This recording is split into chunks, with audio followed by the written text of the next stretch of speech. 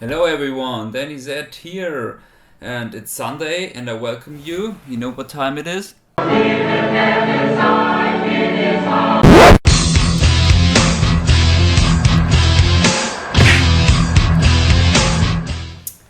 So, welcome to Metal Sunday, my first edition of this show. So, thanks for watching. And yeah, it's pretty early. It's 20 past 9 in the morning here, and I'm just here, sitting here, starting in the day, drinking my coffee. Cheers. Oh, I love Nespresso. I'm so fucking addicted. And yeah, first album I want to talk to you because in this show I want to talk about 5 albums because I have 5 CD changer in my audio system here in my office room. Normally I do Sunday some work on the PC, drink coffee, beer, whatever, and then I start listening to 5 albums. I do just my changer, make it full with 5 CDs, and just enjoy the tunes while working. And yeah, why not talk about these CDs and what they mean to me, where did get them from and stuff. Yeah, first record I want to talk to you is the Mortician, the Chainsaw Dismemberment album from, I think it was from, yeah, it's from 99. Yeah, I posted it lately, like yesterday and the day before. I posted the album on my Facebook page and also the cover and Instagram and stuff.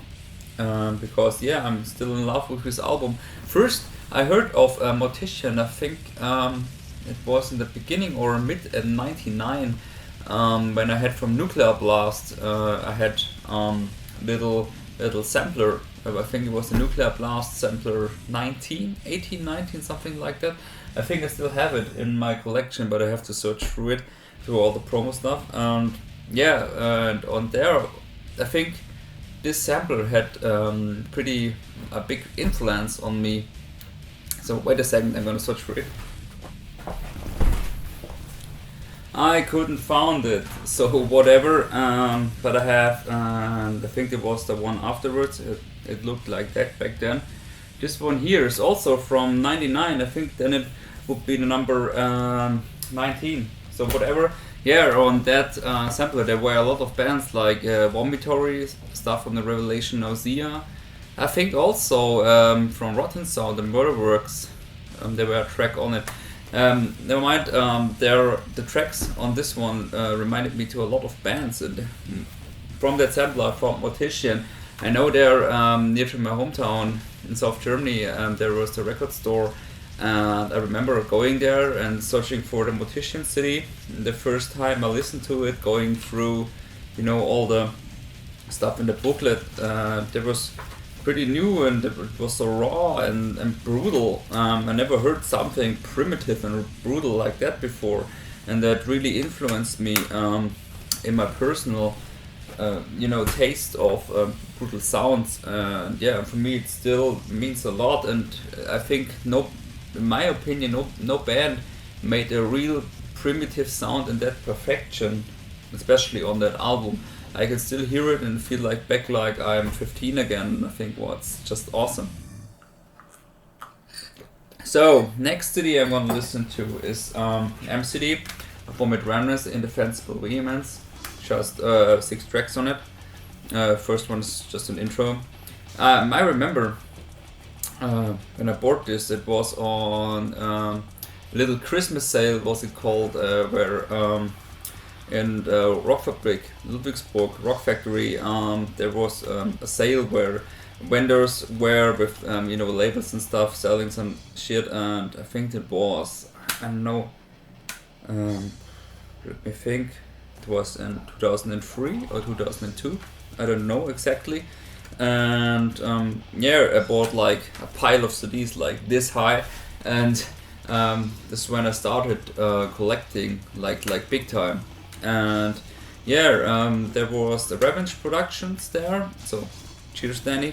And he was selling me a lot of CDs there back then, and yeah, I bought the Morbid Remnants and I was really blown away by the grooves and style and how they arranged their songs. And yeah, the CD is so incredible, awesome. And I'm still so sad that this band that doesn't longer exist. And yeah, this influenced me really big time as well in how I like my groovy death metal, like along with bands of Swords of Fate, Internal Bleeding and stuff. And yeah, just in case that the last song, A Puppet Mill, these guys stole the riff from another cool of my favorite bands I mentioned a minute ago.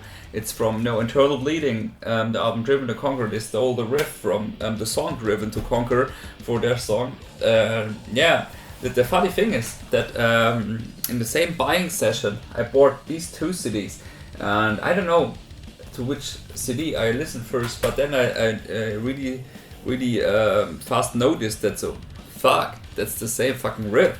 Yeah, so that was really funny for me to mention that. But yeah, the CDs came out before in '99, so the Internal guys were first, so I know who stole from who. Yeah, and let's come to the Internal Bleeding album. Internal Bleeding, this band influenced me as well in my taste, like the New York death metal stuff, in the groovy way, with the other hardcore and break influences, because these are, I think Internal Bleeding were the first band to use the word slam combined with brutal death metal. And yeah, I think they are the owners of slam, not like all the new fancy and boring stuff, but these guys know how to write songs. And yeah, I can't wait to see these guys again on Nassau's festival from Rising Nemes Records, the Insane Insanity number 8, I guess. It's in the end of April 23, I guess, Saturday. And I'm planning, I already talked to the guitarist of Internal Bleeding, to Chris, to do a little interview at a show, and he said yes, no, for sure. And I'm trying to get as most material as possible. Hopefully I can attempt, not like the Frankfurt Death Fest I had to cancel because I had diarrhea and shit. Yeah, little stomach blues, whatever, that sucks. Yeah, and also this CD is really one of my favorites because it's raw and straight New York stuff, just grooving, I love it. That's just the way I like my death metal, and I can enjoy my old stuff to listen to on Sundays, just sitting here, drink my coffee, beer, and just having fun and going back a little bit nostalgia. I like that. Next thing is I guess it's my favorite live CD, something different, not death metal. It's the Machine Head Hell Alive CD. Yeah, I really love. I think that's when it came out, 2003, and I think back then it was a perfect, compilation of songs thrown together from Machine Head. So, and the quality of the live CD is so good that that you just can hear it as a normal album. You have just the perfect songs on it. And Machine Head, I saw them a couple of times live and they always kicked ass. So yeah, that's for me just fun listening to it, and I enjoy the sound. And even some songs are even heavier live, so it's just enjoyable time. And the last albums of Machine Head aren't that good. I also bought, if you see it here, from the last album, I have that limited one, as a collector, have to buy that shit. And yeah, the album was better for me than Unto the Locust, but yeah, I think I prefer the Davidian and the Tantrum Hammer album, More Things to Change album, more than the others, but it's just personal taste, I think. And also cheers to Jason Lambert of Putrefied J. I think he's the guy with the biggest Machine collection I know. He's posting it on Instagram randomly, and I think he got every edition of every CD, or nearly. There's a lot of stuff, so cool, man. Thanks, hope you see this. Cheers. I still have your cap here around. I think I have to find it. Fuck, it's a little bit dirty from sun and sweating and stuff, but so cheers out to Putrefied J. Yeah, man.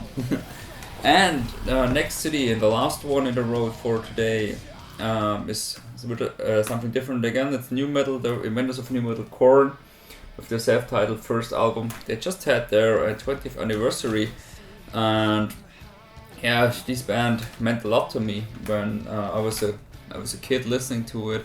I think the first thing I saw from KoRn was in '96, '97, when their music video on MTV from the song 80 IDAS, All Day I Dream About Sex, and I think that was the first time I got into this band and listened to it. And afterwards, in '98, I bought the Freak on a Leash album, and yes, since then I was a big fan. So the first 4 or 5 albums, or 6th as well, were just unique for me. But after then, with the leaving of the members and stuff, all the arrangers, and they didn't know where they were, changing of sound, I didn't like them. I was not listening to the new albums. I bought it, but just after first listening, I was just okay, in the collection, that's it.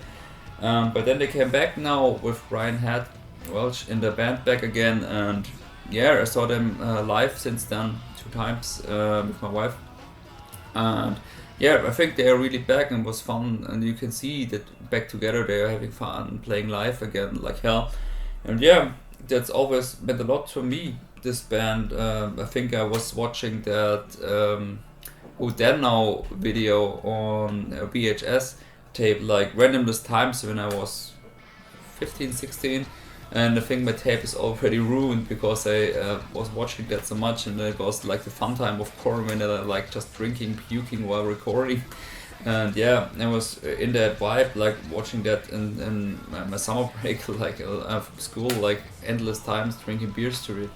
So I think there's a lot of nostalgia back then, and also I saw it on the 20 years anniversary show. It's like the second time since the beginning of the 90s they played their song Daddy live, because the song was too emotional for Jonathan to sing about. I think I can link you here the video to the show so you can see how they performed that song. And yes, that will be the 5 records for the day. So I will blend you here the album covers in here so you can see what it is.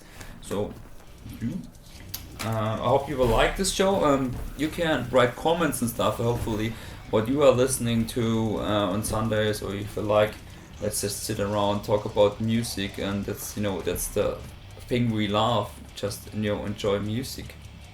Sickness Wind, whatever type of music it is, if you like it, hear it. So whatever, fuck the genre. Mostly I hear death metal, but if I want to hear something hip hop, electronic, or whatever, I do it. I love music, and whatever it is, so sure, mostly it's metal, like 99%. But if I want to listen to something else, fuck it, I do. I'm so over like this. I'm not just 17 anymore, and I have to be hard, and you can't listen to it. Fuck, be open-minded, listen to whatever you want, and be happy. That's it. Yeah, write me some comments, please, how you like the show. So it's not so pretty easy type of show for me to do, just sitting around drinking coffee and talking about things I love, so pretty easy to record. Yeah, so please write me what you want to see and stuff if you like the format. Let's have my coffee, get my music, enjoy your Sunday. Thanks for watching, your Dani Zed.